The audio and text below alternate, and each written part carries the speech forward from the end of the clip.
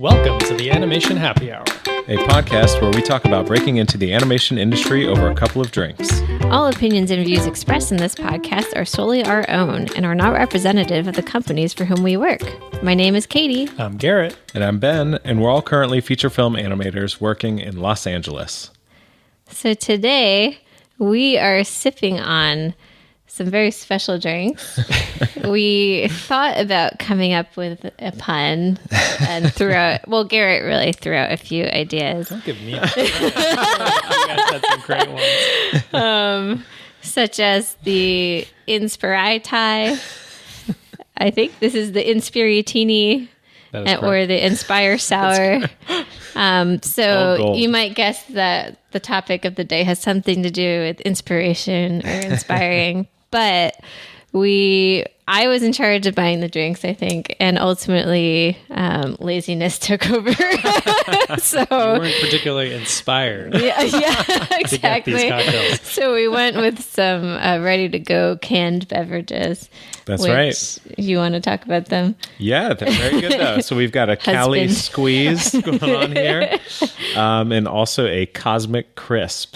Look them up. They're both very delicious. Yeah, we found the Cosmic Crisp at our favorite restaurant in Los Angeles called Pizza Palace. It's a special blueberry cider. Really good. And the Cali Squeeze, did we first have it on vacation? We did. Okay. Yep. Yeah. Pismo Beach. So if you're in either area, LA or Pismo Beach, check out Pizza Palace and the Cali Squeeze. Yeah, they probably sell the drinks anywhere. Places, but, yeah, the Cali Squeeze is a blood orange beer, and it's very good. But anywho. That's right. Yeah. So if you might have been able to guess from the amazing puns Garrett came up with. Thank you. Thank you. For this episode, we're talking about staying inspired, both the importance of actively keeping yourself inspired as a member of the animation community throughout your day-to-day, and some specific ways each of us does this in our kind of day-to-day lives. That's right. But before we get into that, we have actually a huge announcement today. Whoa. Major, guys. The Animation Happy Hour officially has its first sponsor. So we are so pleased to announce that this episode is sponsored by none other than animbot. Clap, clap, clap, clap. So we've talked about animbot on this show so many times before, so we don't think there could be really a better match for us. Animbot is an incredible suite of tools geared at making a Maya animator's life better. If you're not aware, Animbot is the most powerful tool set for Maya animators, used by more than 90% of the greatest feature and AAA game studios. And honestly, that's probably like an understatement. Yeah. I don't know who doesn't use Animbot. So basically, Animbot's this plugin that has all these amazing tools to help specifically with animation. And I'm curious, I have like my favorites tools, but I'm curious about what you guys use the most and what you like the most. Man, I use so many things, but probably the things I use the most are the graph editor tools, like the sliders that Animbot has, like the blend to neighbor, blend to infinity, push pull, which helps you amp or de-amp a curve.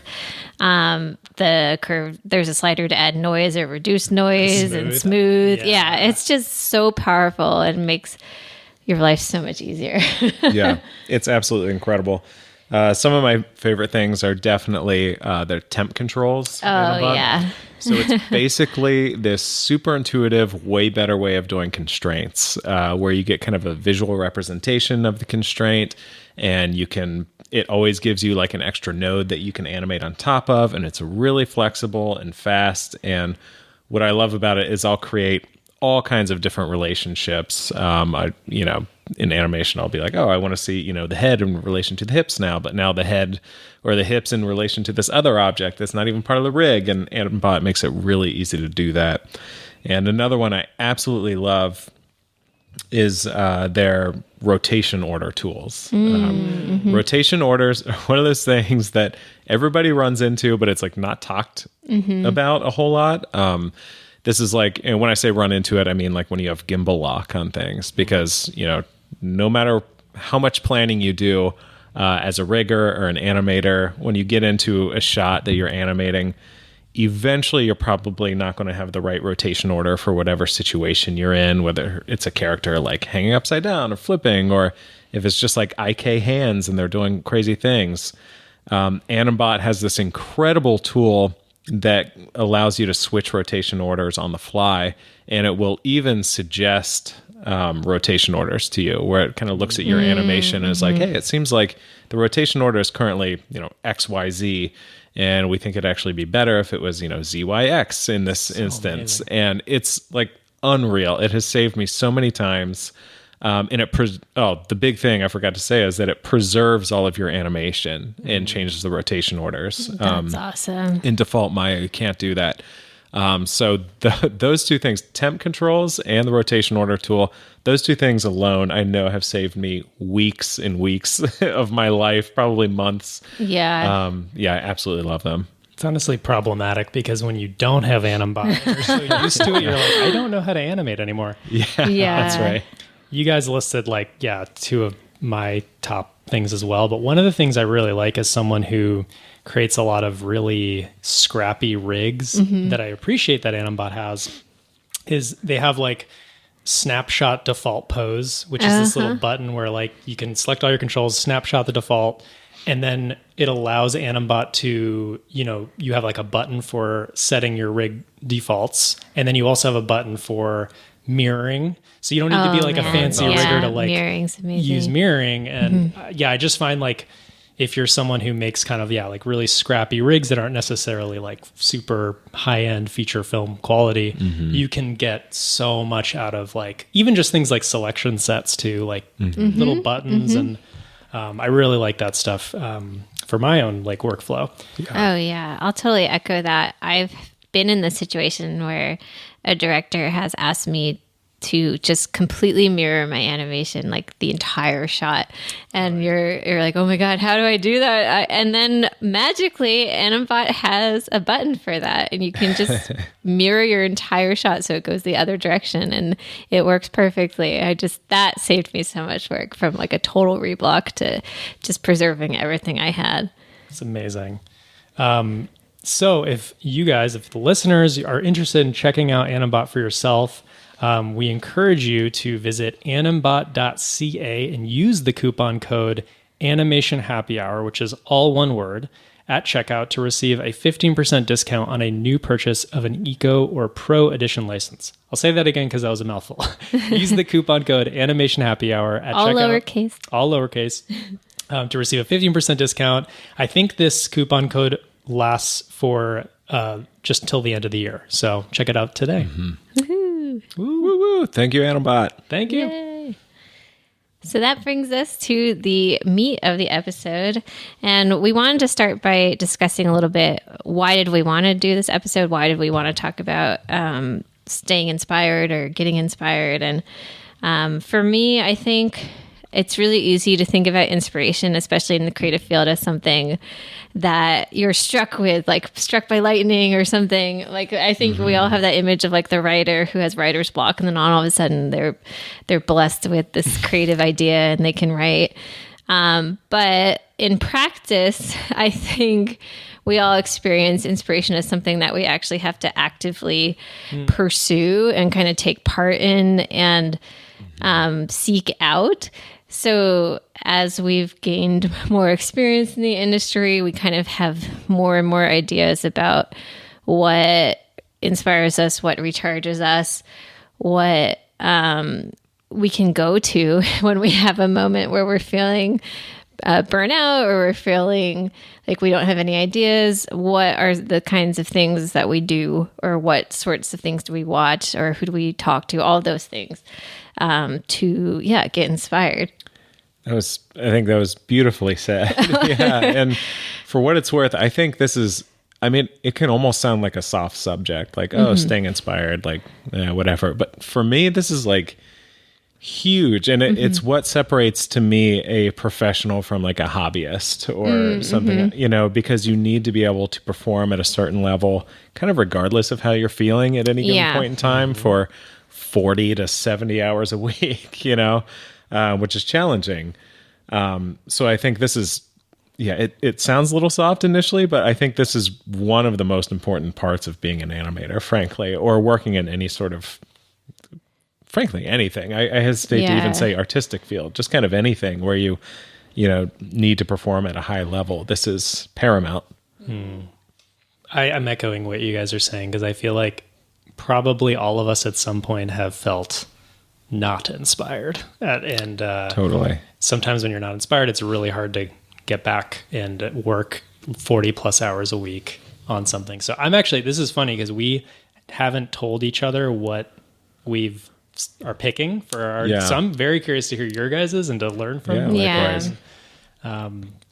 Yeah, actually what you said triggered my thought of what I wanted to add, which is it's an important topic for both, even when you are feeling like fairly inspired or you feel fairly interested in what you're working on, like what do you do at the beginning of a new shot or something to get inspired about it and put more love into it, and also what do you do when you need to dig really deep about something that doesn't particularly excite you, or you're feeling kind of negative or pessimistic about the industry. So it's an important topic both for when you're feeling good about life and when you're also a little down.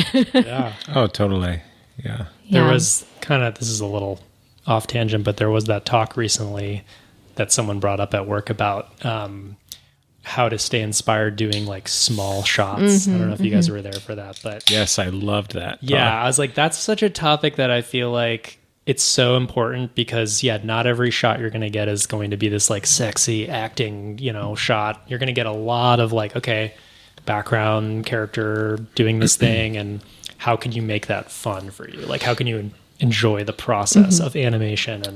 And so that was very timely, I feel like, for this episode too. Yeah, totally. And it reminds me of, sorry, I'm just piling on here, but I know I've talked about it before, but I remember being in school. I think something I thought was so cool is one time I had a classmate who was having trouble picking a dialogue clip to animate. And then the teacher, I know I've said this before, I apologize, but they said, all right, I'm just going to pick one for you, and I don't care if you like it. In fact, it's better if you don't like it because you're going to spend a lot of your career animating things you don't immediately like love. Yeah. And that's so true. And, so part of this is kind of like making yourself fall in love with things, Yeah, totally. So you can kind of, bring them to the highest level possible. Yeah. When I was thinking about this question, I felt like my answers for like how to stay inspired or where do I look for inspiration kind of fall into different categories. Like I have ways of looking for inspiration within our industry and within animation, but then there's also a lot of ways where I look for it outside of animation. I try to stay inspired by just looking for meaning in what I'm working on and thinking about the audience and finding a reason to kind of care about what I'm working on. And then the last category for me is all like psychological things where I think about like the beginner's mindset and just a lot of self-helpy little things as a category, but I'll dive into one specific now that I've mentioned sort of my broad categories, but kind of within the animation industry, I love watching animation that I think is kind of pushing boundaries, and it's animation that it just blows my mind, and I don't know how they do it, and it's so beyond anything that I've done. So some animators that stand out to me are, I think the name is Olaf Berman. His stuff is incredible. It is so Food Thief. So pushed. Yeah. He also did that amazing Tenacious D video, or his team. Oh Yes. The video games. Oh my God. So good. It's just so bonkers and so cool to see what he comes up with. And then another animator who stands out to me is a stop motion animator named Mikey Please, and he does these awesome stop motion shorts and music videos where he does such cool, very like 2D like transitions. And every time I watch this kind of work, I just am reminded that like we have just barely scratched the surface of what animation can do. And you can really think outside the box and not just always work on what you always work on. And that's one source I'll go to. And that's often, on Instagram or Vimeo, just what you follow. But yeah. That's awesome. Yeah, I love that. I am going to, similarly for my first one, stay in the animation world, and I promise in the future I'm gonna branch out a little bit. But for the first one, I was a little nervous that it might sound like trite or too obvious, but this is, I can't lie, I love going back to this well. And my big inspiration for me are Frank Thomas and Ollie Johnston. Oh, yeah. I will listen. So for those who don't know, there were two of the Night Old Men. They're like BFFs with each other, Disney animators for decades and decades. I wrote them down too. Oh, is that right? Nice. So they're the authors of Illusion of Life as well, kind of the definitive guide to animation. But I wanted to talk about a couple of the reasons that I find them so inspiring and have, for, since I was a student to now, and I'm sure beyond. So one of the things I really like listening to their interviews or just about them in general is that they weren't actually the top draftsman at the studio at the time. And it was probably Milt Kahl, and he could like draw anything, whatever. And Frank, and I think especially Ollie, was pretty candid about struggling with drawing sometimes. But the impact he made on the studio and the industry in general is incredible. It's absolutely in line with Milt Kahl, if not surpassing even, So to me, I find it so inspiring that these guys, they didn't let their shortcomings be actual shortcomings. They just,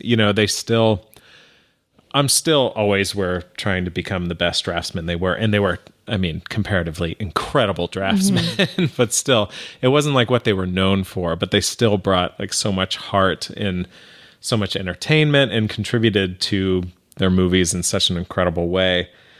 And then, and one of the things I wrote down here that I think it was maybe, I forget if it was either Frank or Ollie that said this, but they talked about how when you're working on a character, you have to start to almost feel like a parent, or that you're at least like really good friends with that character, because you kind of like get to know them so well that it's kind of this intimate relationship. And then you also have to keep in mind that at some point you're going to kind of like break up with that character or like lose touch with them because the movie's going to be done, and then you're probably not going to work with them again, or at least not for many years, and it'll never be exactly the same. So he uses that, or whoever, either Frank or Ollie, used that as a way to kind of motivate himself to be like, no, I really like owe this to Baloo because this might be my only time with Baloo. And I thought that was like so sweet and so like so motivating. And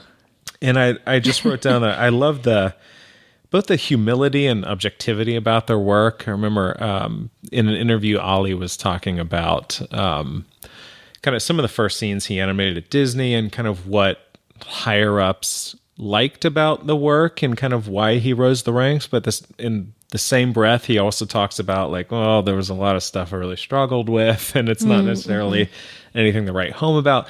Not in an overly self-deprecating way. He just had this nice, I feel like nice realistic way of talking about his work that was neither too deprecating nor laudatory that I aspire to.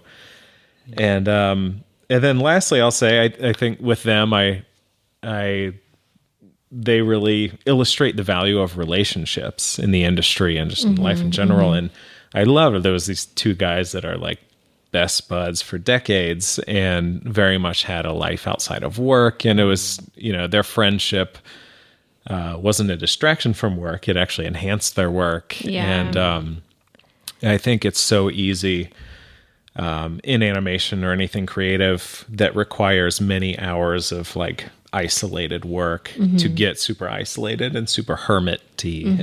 And I love that, they certainly saw the value of balancing that. So for all those reasons, I find that whenever feeling down or whatever, I need a little pick me up, I'll usually listen to an interview with one or both of them. And if listeners out there are interested, I highly recommend just Googling like specifically, I love some interviews they gave on when they were working on the Jungle Book. Just poke around YouTube for that stuff, and some really awesome stuff. And you'll also see like Ollie dancing around like Baloo, which is always fun too. So. There's a whole feature-length documentary about them called Frank and Ollie, which is actually on Disney Plus. So it's very easy to find, and I actually put that on in the background of animating because it is. Awesome. They are so inspiring and they're so endearing.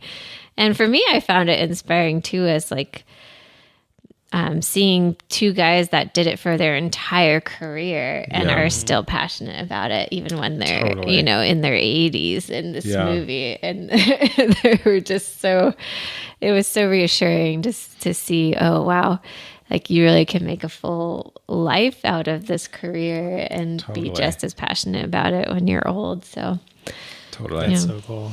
Yeah, hearing about what you were saying about them feeling like this is my time with the character. Yeah. And I feel like I have such a cold, black heart because I'm like, have I ever felt that with a character?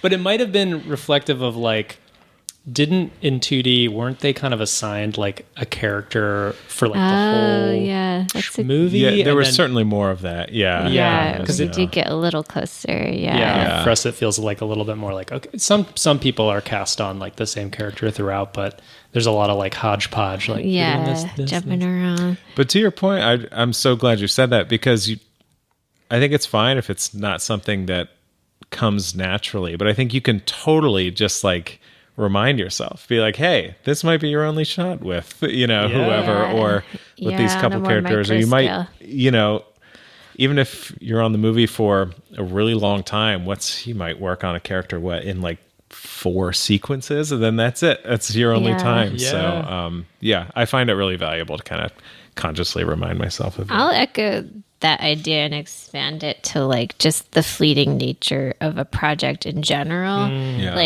I will think about how this might be the only time I work with this director or this animation supervisor or this team in general, because there is so much movement in the industry, and if I really enjoy the team, that can help motivate me, because you realize, wow, this might be the only time I work with this person. Like some of my favorite supervisors truly have left the studio after I worked with them. So that fleeting nature of an assignment is it is a good reminder to really care about it in the moment.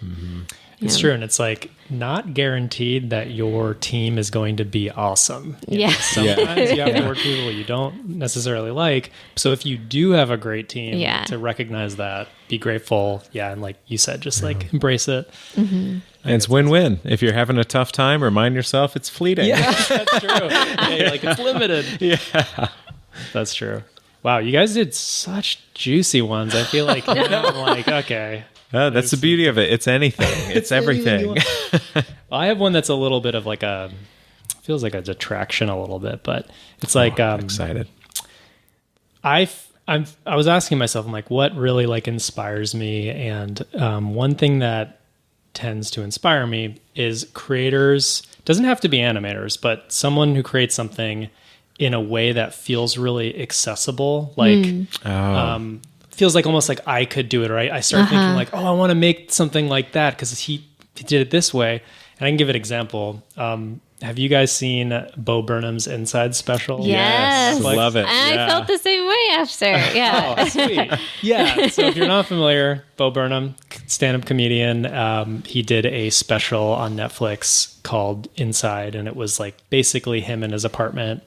He had a camera, he had some lights, and he played music. He really captured the like depressing tone of the pandemic. It was kind of, I rewatched it too in planning for this episode, and it's very like kind of depressing, but it's also really funny. There's a lot of charm. There's a lot of creativity with like the cuts, but all it is like this talented guy with, amazing writing skills, a camera in his dingy like apartment with like no decorations and some lights and some instruments. And something about the fact that it's just about the idea, and he just makes this amazing thing. It made me feel like, oh man, like this is so cool that this guy's making something, and it was super successful. I think a lot of people have watched it, and there's a few other like creators who have done sort of similar stuff. I think hearing about like Matt Stone and Trey Parker's early South Park days was similar, where they were just like animating like crude stop motion, like it was like construction paper. Yeah, and it's like so janky, but they were so funny, and their writing is so good. And so like when I see those things, I'm like, wow, that makes me really want to make like something. I felt that way about awesome. Marcel the Shell with Shoes On when those shorts started with Jenny Slate just doing them out of her apartment with her husband. It's like, I could do that out of my apartment with my husband. Yeah, that's awesome. I've never really thought about that before, but I think that is a big or a commonality in a lot of things I find inspiring too, is like, oh, there's nothing stopping me from doing that. That's really cool. That's that whole sentiment. Yeah, it's like the accessibility of it. It's the fact that you don't need like fancy, resources necessarily. Like a lot of people who are successful start out with like filming with their cell phones or whatever. Yeah. And I say this, and like Bo Burnham is like an amazingly talented like genius. Like, I'm like, I could do that, but it just gives you that feeling. Gives you that feeling of it. But yeah, oh my God, there's so many bops in that too. I know. I still have some like on my workout playlist because they're so funny as well. They're so funny. And so inappropriate. Like I'll hum them at work and then realize like, oh man, I really can't be like humming the song about sexting like at work. Oh yeah, but it gets stuck in your head. So good. Yeah.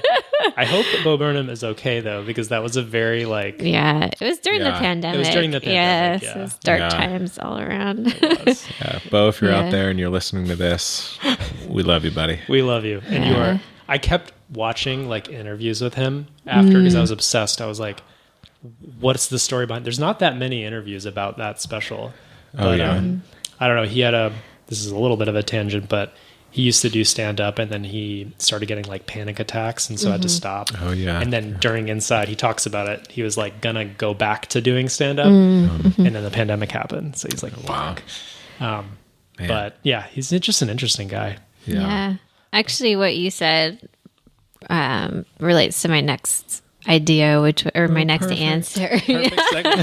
Of I look to inspiration sources that are like or related to the industry, but outside of the industry, or like tangentially related. So, for example, there is a podcast I love called 20,000 Hertz, which is all about sound design, and they just do all these deep dives into sound design, whether it's for a movie soundtrack or movie sound effects or commercial jingles or anything.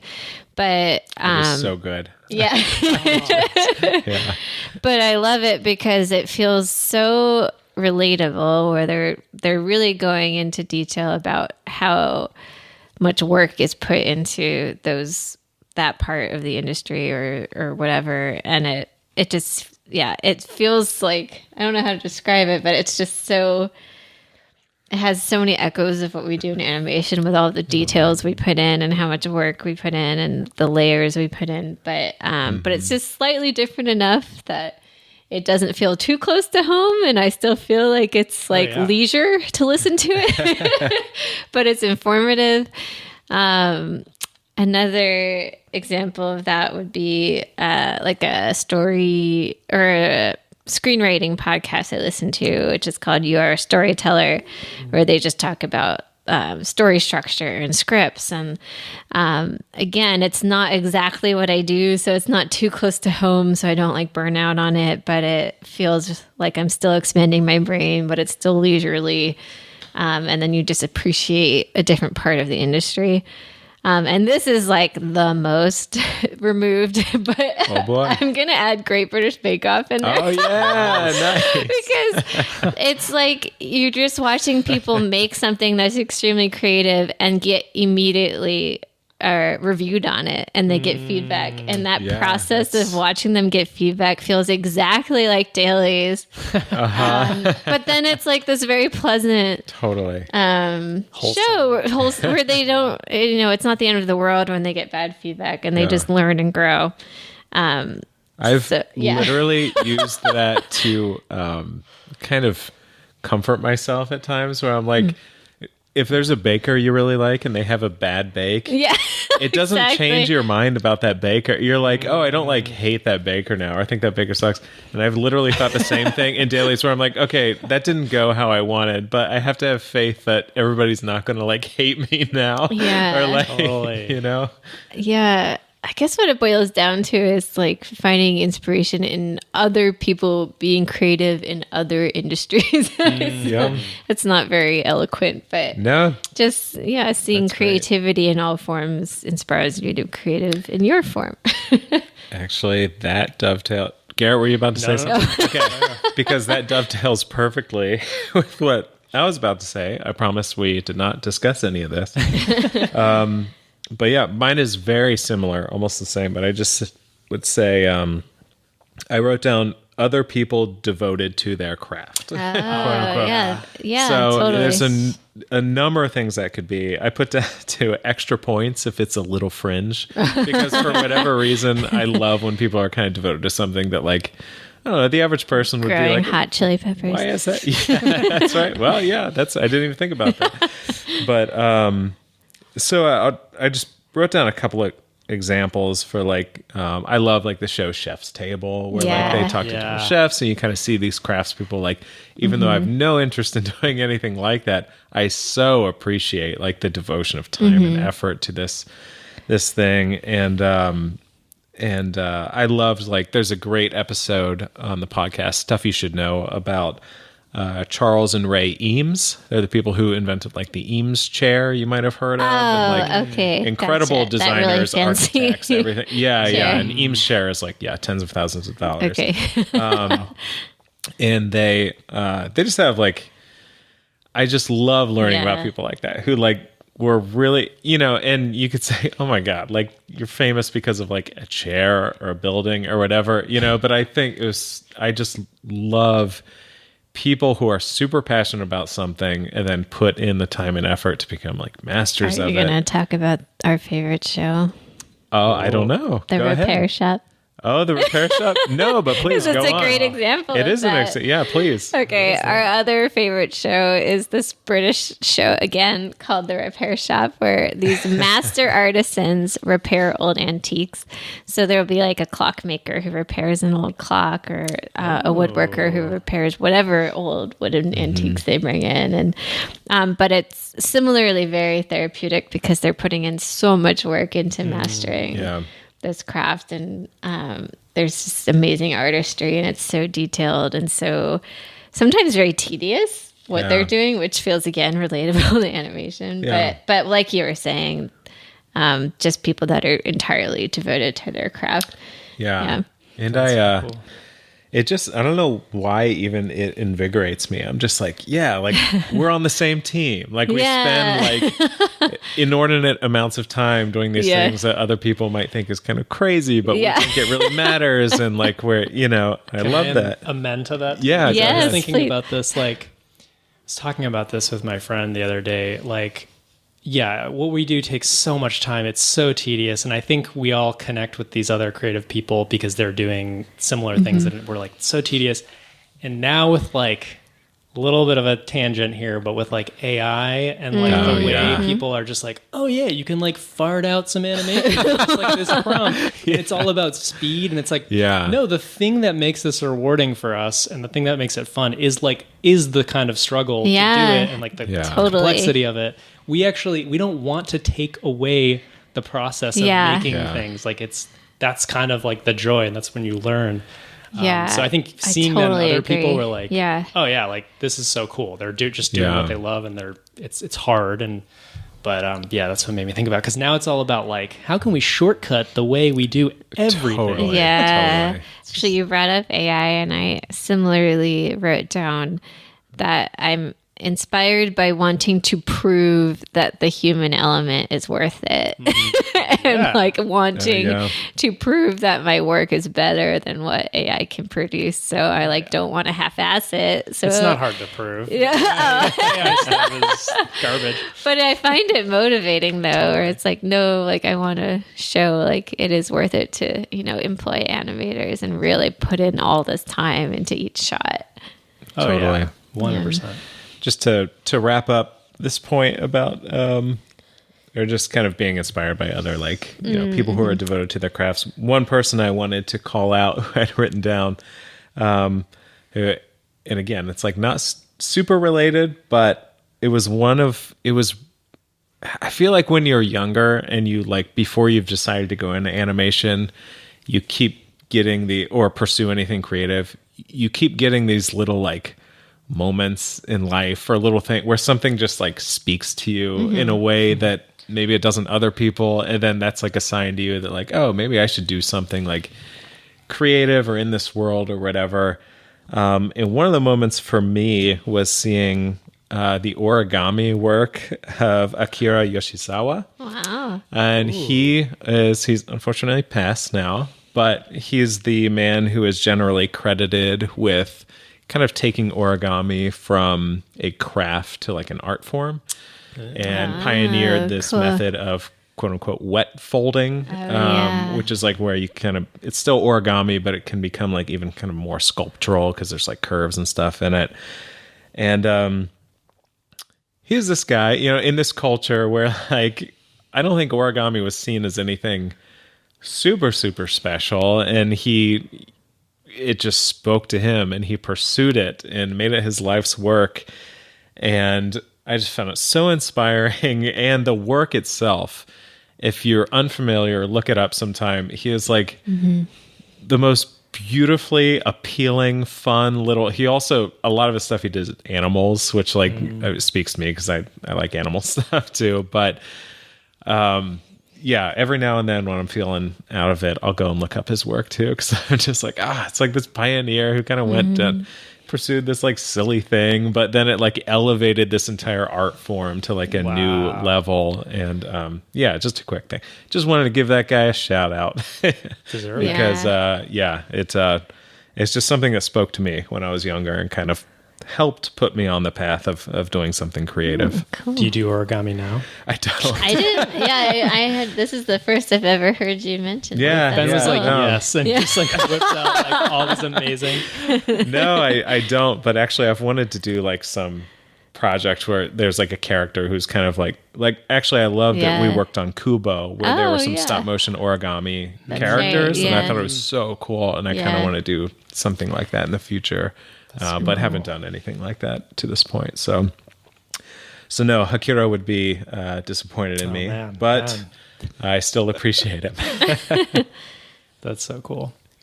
I guess I'll go next. One of mine was I really like creature comforts. Yeah. That's I've talked about. It's probably no surprise. Love it. If you're not familiar, Creature Comforts is like this stop motion animation series. I think it's like a mockumentary animation series technically because it's stop motion animals animated to interviews of people. And I guess they're not technically real interviews, but it's sort of like improv or whatever. But it'll be something like the topic will be like self-image and, you know, like an overweight cat will start talking about like, my diet that I'm on is like whatever. And there's something about like, you know, something about projecting like our human issues onto like animals that I find really fun. And I've always liked mockumentary style stuff, and like my personal work is very much like in that vein. So I'd be remiss to bring it up.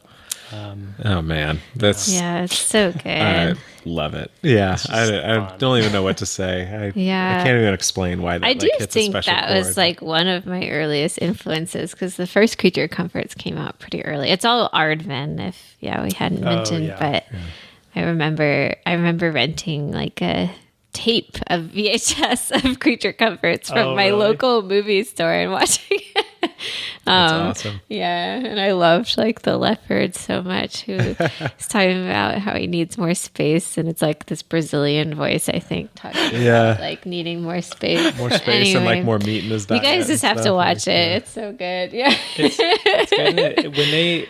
I was rewatching it too in preparation for this episode too, and just when they capture like the animal mannerisms with the like interview, like the subject, it's so funny. It's just so good. Yeah. That's what I like when they match it. But. Yeah, totally.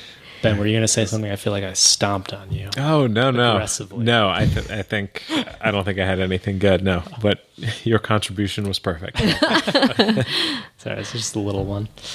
Cool. I think one category we haven't super touched on, which I brought up in my like kind of janky intro, was looking for meaning. So that general category for me is, I'll boil it down to some subpoints. Like I'll do anything to kind of look for meaning in what I'm working on, whether that is trying to do the culture justice of like the world that we're portraying. So if we're portraying like a very specific country or a very specific time period, or even like a specific animal, whether they're like endangered or something, like I will try to seek out meaning in that like this is maybe the first time it's been animated, or it's going to be seen by millions of eyes, and it really matters how we portray it. So like I should put in the work to look up videos that are relevant, watch all of the cultural talks that they gave at the studio, or watching like live action documentaries about the subject matter. Just trying to find a reason to care about it. Like if I, for example, I had like a drummer on Moana 2. So like I had to look up like, okay, what is what is the context of the percussion here? Should I be like looking for more specificity there? And that will give me a reason to care. Whereas maybe when I first saw it, I'd be like, oh no, this is like a lot of prop interaction, and like I'm gonna have like context. This is gonna be really difficult. And it's like, no, like shut down that part of your brain. Like you should like do your research, and then then that gives you a reason to kind of get more excited about it too. It's more fun too if you have to like research it and like, oh, I need to do it in this way. Exactly. Just, like, do my reference of just me doing it. Yeah. Like whatever, gives you a reason to care. And sometimes that can also boil down to caring about the audience that our movies are for too. So I look for ways to kind of be aware of the audience. And that can be us literally going to Disney parks and like, well, while we're working at Disney, but going to parks and like seeing, okay, like all these families really care about these characters, and they really matter to children. And that always gives me a little extra motivation. Or even just interacting with my own family, like seeing how my nieces and nephews interact with the movies and the characters. I'm like, okay, I'm doing this for my nieces and nephews. And then that gives you like that extra ounce of love that you need to bring, even if it's something that, at first glance doesn't super interest you. On that topic real quick, I just wanted to add, I think it's so important. Yeah. And you never really know how your work or how what you're working on is going to affect people out there. I think it's really easy to, maybe somebody could be listening to this and be like, oh yeah, well, like that's what Disney's like trying to do. But meanwhile, I'm working on this commercial for the shoe or something. Like, how can I feel that? And I'll share, when I worked at PsyOp for a couple of years, we would do like Cricket Wireless commercials, which is, when you think of like life-changing things, you probably don't think of a Cricket Wireless commercial. But and there were those little like green and blue blobby sort of characters, like popping around and pointing at the sign that says more 5G than, but it was fun to work on, but it was it's kind of silly work and stuff. But one day we actually did get a letter from someone whose parent was actually in hospice care, and it was a very heavy letter, but they talked about, for whatever reason, one of the things that they just like cracked them up and they loved were those goofy little Cricket Wireless characters. And awesome. So their child would sit with them when they were in hospice and bring up on YouTube a compilation of like Cricket Wireless commercials, and they would watch them together, and they would like look at all that, because there's usually like, you know how it is, there's always like so much more detail to stuff than you initially see. So you would see like a little character in the corner that was like trying to walk its little like cube dog, and the dog like wasn't going or something, you know, like all those things that animators have to put in, or get to put in, as they but that's so funny. Yeah, and they just talked about, it was this really refreshing time for them whenever they could kind of enjoy those together.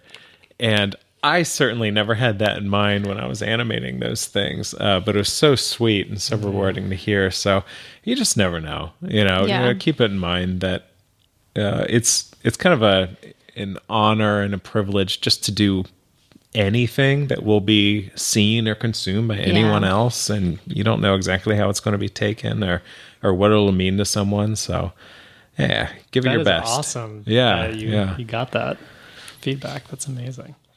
Oh yeah, so the people, sorry, I meant to say, so they went through the trouble of contacting Cricket Wireless, figuring out who their like vendor studio was, and then wrote to PSYOP, really you know, nice. because it's not like, oh, it's just Cricket, you know. So yeah, I was pretty blown away.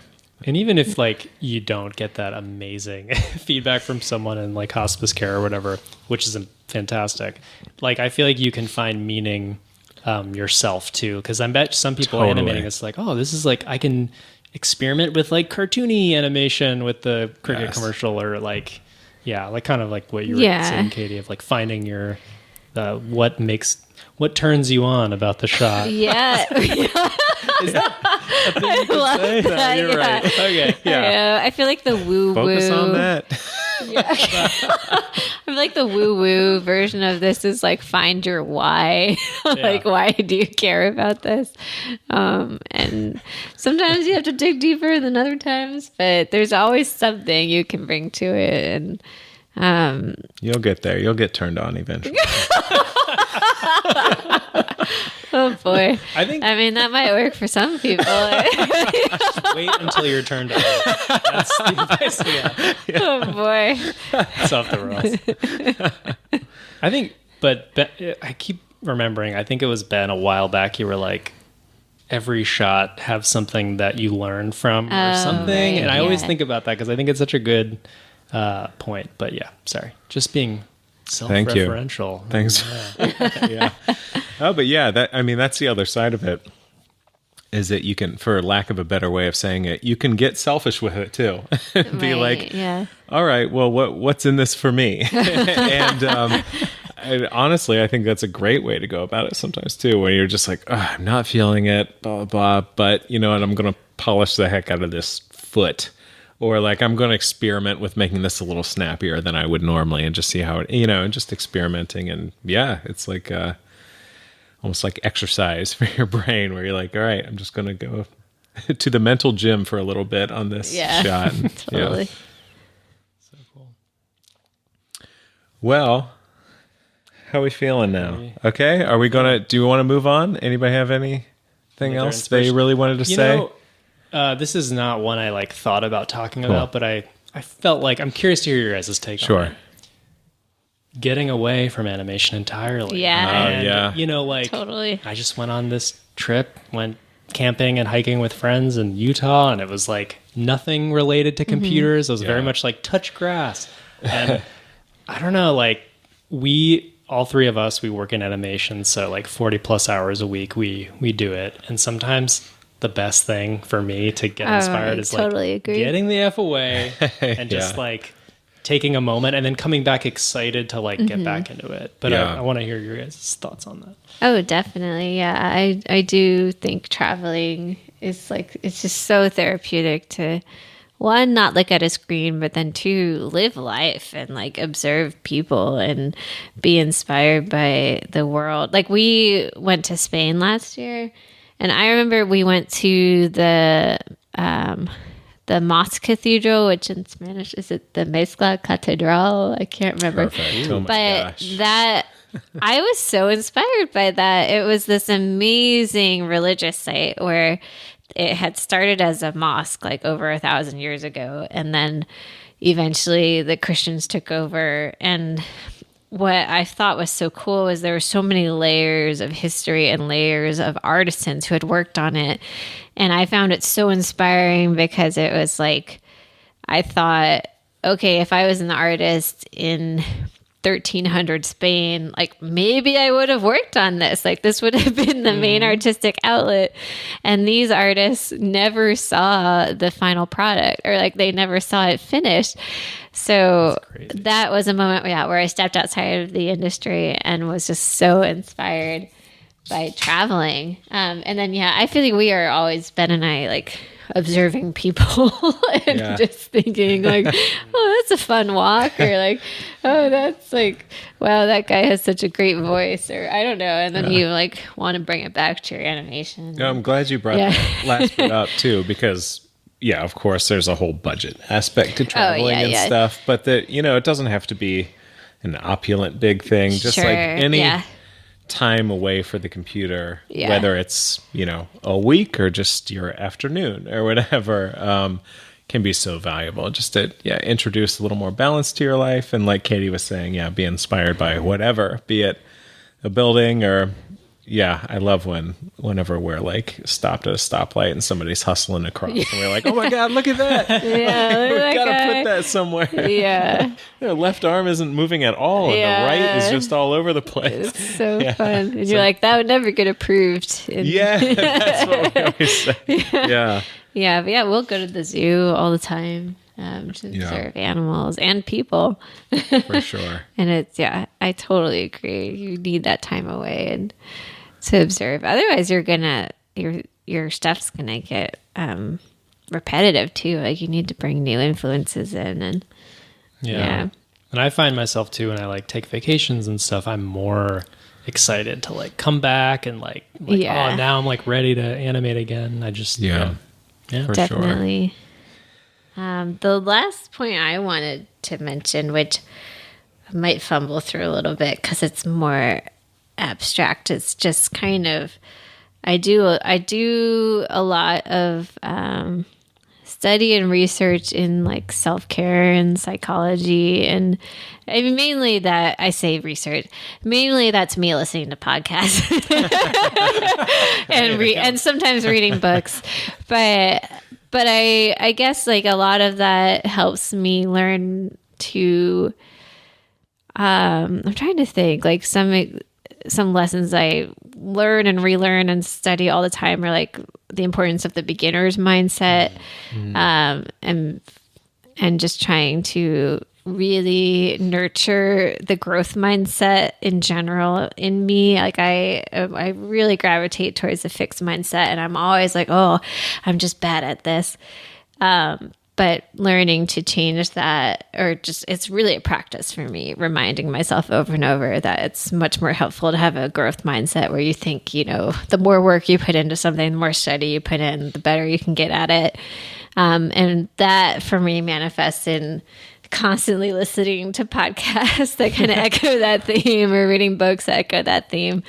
And then also like a lot of self-care things that talk about like finding your purpose in life, or what you find brings you joy, just the constant search for like it's literally, this is so meta. Like it's literally like podcast talking about like finding about what inspires you. Like, I don't know.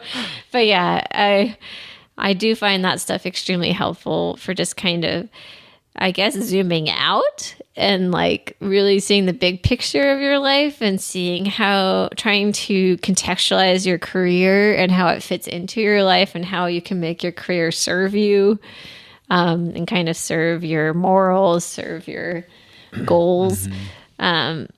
This is all very abstract, but it's cool that you think about it though, because I think it's easy to just like kind of put your head down and work, and then like 30 years go by and you haven't really been thoughtful about like, yeah, like what do you really want out of life, or what is your career doing for you?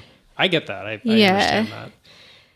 And it is like a very like never ending question and never ending search. But I just think that carving out a period of time for that sort of reflection is very helpful. Yeah. Totally. Oliver Berkman. Yes. The 4,000 weeks. 4,000 weeks. Yeah. He has like a newsletter, and his last newsletter was about sorry, I should like preface who this guy is. Yeah, that's okay. Actually, Yeah. Katie, you're probably better at prefacing. Oh, well, we're talking about one of my favorite books, which is called 4,000 Weeks, Time Management for Mortals.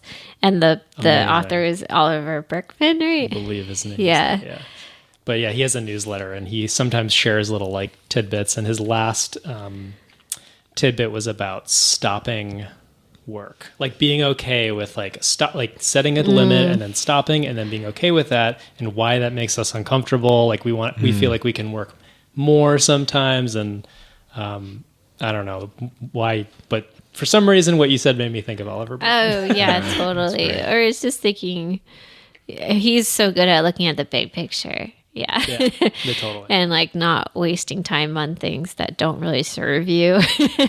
So, but yeah, I feel like all this category, I think like thinking about what role do I want my career to play in my life really helps me kind of separate from the day to day. Like it's really easy to get sucked into the grind of crunch and never think about like, okay, is this actually like what I want, or I'm fumbling a little bit, but I think when you think about like Totally get where you're coming from. literally like stating to yourself, I don't want my life to just be about work, then makes it easier for you to extricate yourself from that and like set boundaries and also not take it so seriously. Where you're like, okay, yeah, like work's really hard right now, or it's really like draining, but generally this isn't what I want my life to be about. So you can, not take it so seriously. It's not about work. It's about being turned on. Sorry, this whole time I was just thinking of a way to like bring it back to Ben, I could just tell he was like waiting for me to stop for a break in conversation so that he could bring it back. Hey-o. I am very happy. I'm so turned on right now. You've achieved nirvana. Well, speaking of turn-ons, Ben, do you want to take us to the tip jar? Speaking of turn-ons. Oh my gosh. All right. So this one is actually related back to our sponsor. Thank you, Animbot. So I'm going to give a quick tip, something I like to do sometimes, depending on the shot. So most rigs are set up. This is pretty in the weeds too, so I apologize to non-animators. But most rigs are set up where the pivot point for the main kind of like hip/root/body controller is right at the hips. But if you I'm sorry, I'm thinking turn on hips. Oh, okay, gotcha. Sorry. Good gracious. We'll cut that. So no, you're good. So, but if you actually look at a person moving about, whether you like bend over to pick something up or bend to the side or whatever, Garrett's mind is going crazy. You see, we actually pivot generally a little more from, I think, like from the navel area. So like, I think it makes more sense. This is valuable. Come on, people. So basically, well, if you're an animator and you have the pivot at the hips, let's say this, and you have a character like bend over, you also have to translate them back, otherwise they'll be out of balance. But if the pivot point is a little higher, more at like the navel or like right under the chest, like under the rib cage, I think it actually gives a little more of a naturalistic feel if you lean to the side or back or forward, because it'll kind of build a little bit of that in for you anyway. Mm-hmm. So naturally, if you like rotate X forward, the hips will naturally travel back in Z space if the pivot's a little higher. But for whatever reason, most rigs aren't built that way, or it's just very common for the pivot to be right at the hips. So I often like to use a locator and then use animbot's temp controls to actually, and I position the locator at a character's like right under the rib cage / their navel. Interesting. And I'll parent the main or mover to that, and I find sometimes it gives me slightly more naturalistic results faster. And then I'll usually bake it, and I still refine, like using kind of the out of the box rig and stuff. But depending, especially if it's a character with somewhat long torso, like Anim School's Malcolm rig, I think it's called. It has a very long torso. And so for that, I would definitely be tempted to move that pivot up a bit. And, you still have to shape and put some bends and everything in there, but I think it gets you closer to a more naturalistic thing if you move it up a little bit. Just personal preference, but I like it. And so, I'm sorry, I was being completely immature before, and that's because the pivot at the hips is unrealistic. Like if you have a bend, you want to feel like... So as soon as you rotate forward... if you're right at the hips, so the butt / hips aren't moving. It's just this huge torso going forward, which immediately puts you off balance. Right. Whereas in reality, what happens is your butt moves backward. So if the pivot's up a little higher, it builds that end. You'll probably have to translate down a little bit still anyway, but it's less translations that you have to do with the rotations. So again, it's very in the weeds, very specific, but it's something I really like to do. That's really cool. That's awesome. Yeah. That's awesome. There you go. And it's not as dirty as you guys thought. I'm sorry, guys. I know. I just started giggling at the word navel. I was laughing too. And navel couldn't and help hips myself. body. Just, jeez, man. Oh my Yes. This goodness. is a PG podcast. But yeah, that's, just one of the amazing uses of animbot. Again, our sponsor, who we want to plug one more time and remind our listeners that you can use a very special coupon code, Animation Happy Hour, all lowercase, to receive a 15% discount on a new purchase of an Eco or Pro Edition license. Use that code. Yeah, do it. It's amazing.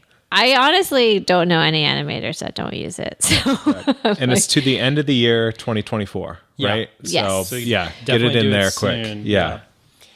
And then, guys, I have something to plug. Oh my gosh. So over the past couple of years, I've been animating these birds set to real life voicemails. It's called chirp mails, I've been calling them. What? And it's been super fun. And I recently started a Patreon for this series and my other projects. So I'd love for Animation Happy Hour listeners to check it out.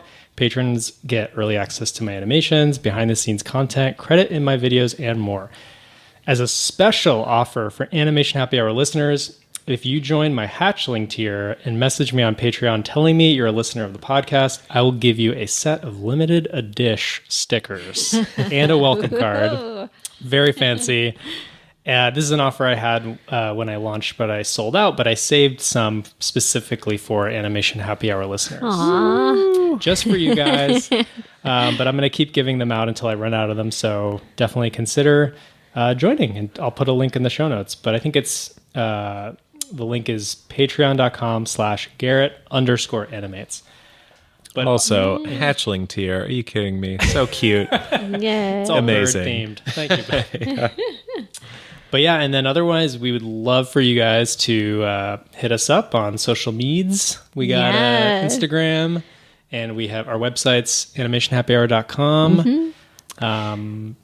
That's it. We have an email. Oh, yeah, we have an Which email. we're slow to update. Yes, we're very slow to reply, but we do read everything, yes. and we do appreciate everything that you send us. So Yeah. Really sweet Thank you. emails. Yeah, we Honestly. have the best listeners. I think we have some very wonderful, thoughtful listeners who write us really long, wonderful emails, and we thank Yes. you. And that inspires us. It does inspire us. It does. That's right. Yeah. Turns us. Sorry. Oh, Oh boy. All right, we got to cut this off.